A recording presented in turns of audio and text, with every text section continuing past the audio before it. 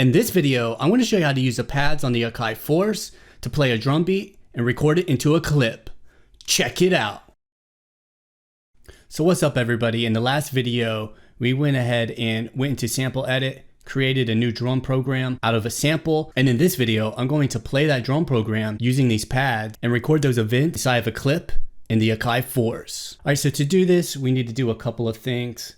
So we already have the drum program created. It's loaded in there. So if we go to Note, we should be able to play it. All right, so if we listen, we got our drum kit. So if you look at the Force screen here, we got our plugin track, our audio track, and then right here we got our drum program track. And that's where that drum program is. All right, so down here with the pads, if we put this on Note, we could play that drum program. And there's a few things we got to pay attention to when we do this. All right, we got our program so we could figure out what kind of beat we want to make. All right, so what we could do is just play with the pads and just come up with a drum beat. So let's go ahead and do that. So we got a hi-hat, kick, snare, and then a few variations of snares, which is what is cool about chopping up a sample like this, is you get variations. All right.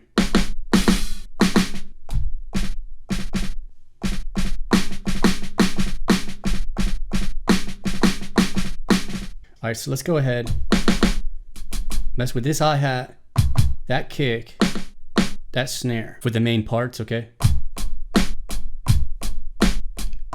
So we got to figure out a tempo, all right? So let's go ahead and do this.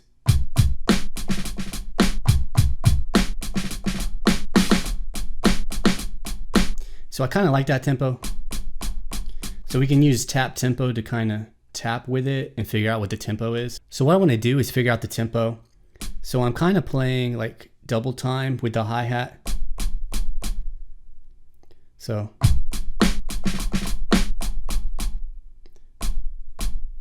that's probably quarter notes right there. So I'll play quarter notes for tap tempo here. So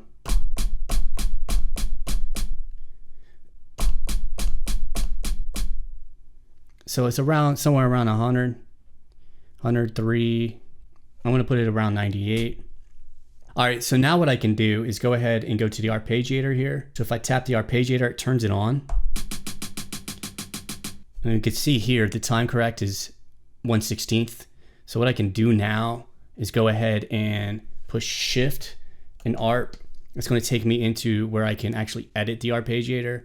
I'm going to go to Note Repeat. So if you see here, if I turn the action from Arp to Note Repeat, I can get a classic Note Repeat feature. So now when I hold that pad, check it out. All right, I get a Note Repeat. Now I can change the time division or the time correct. Okay, so I could change it to 1/8, which is about right. All right, so once I'm happy with the speed of the Arpeggiator and everything like that, I can tap right there and you can see it already armed it. But that's going to start the clip and it's going to start recording. So let me undo that. All right, you can hear there was a count in. So it counted in 4 beats and then it started recording. And I believe I have it set to 2 bars. What you can do is tap that, get ready. And since I already have Note Repeat going, I could just hold that pad down. So check it out.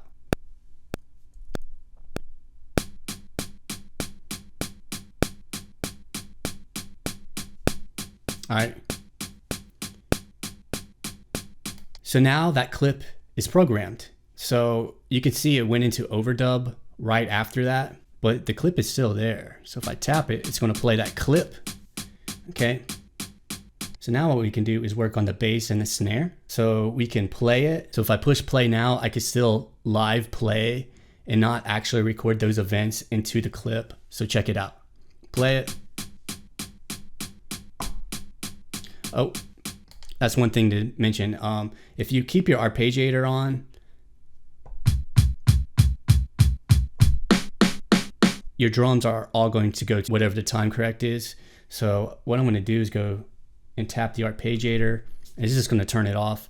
I'm actually going to turn my time correct off as well, because if I don't, it's going to quantize all of my drum hits to whatever the time correct is whenever I record into the clip. Okay. All right, so now let's try that again. So I want to push play. And now I can go ahead and audition the drums.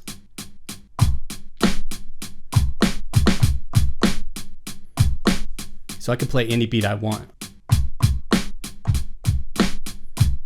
And I'm actually going to turn the tempo up. I think the tempo is a little faster. Let's try 105 right there.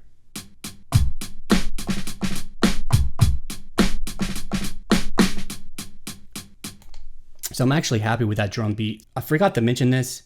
You can see right here, I have this selected and I have this armed. So if I unarm it, I don't have to worry about starting, to record a clip here. I could tap anywhere on here. All right, but if I arm it, whenever I tap a clip here that's empty, it's gonna just start trying to record onto that clip. All right, now if I tap a clip that's full, it's gonna play that clip. Now if I tap one that's empty, let me show you. See? So let's undo that. All right.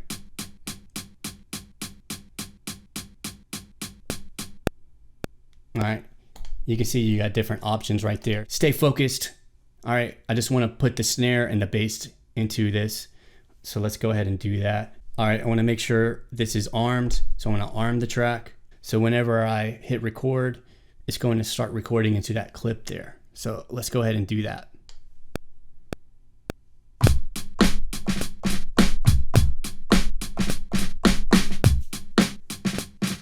Stop the recording. All right, so now I got that clip in there. So if I go back to launch right here, you can see that clip is there. So if I tap that, it's going to start playing it. All right, and I could change the global BPM right here if I want it faster.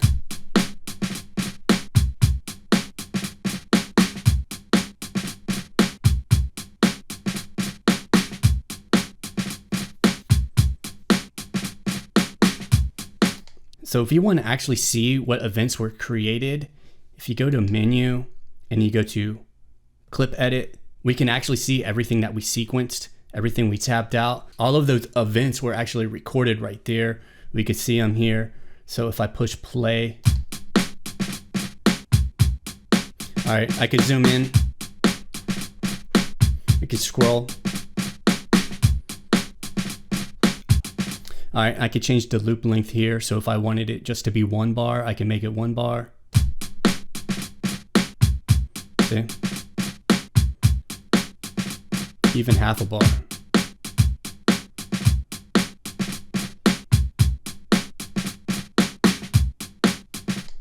Whatever length I want to make it. And then we got our event editor here, so we can actually change where these events were recorded.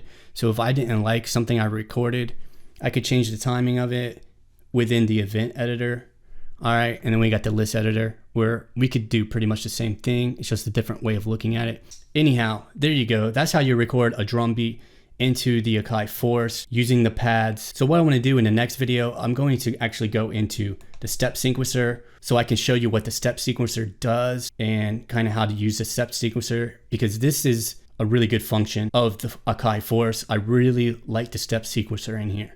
So I'm going to go ahead and show you that in the next video. All right, so I'm going to put this video in a playlist. So go ahead and click right there. That's going to take you over to the playlist where you can see the other videos. The previous video was I actually created this drum kit out of a sample. And so I showed step by step how to do that. And I'm going to do other videos in the future. So all those videos will be in that playlist. So go ahead and subscribe so you can get the new videos. Check out the playlist to see the old videos. If you like this video, give it a thumbs up. My name is Matthew. Continue to create music and we'll talk soon. Peace.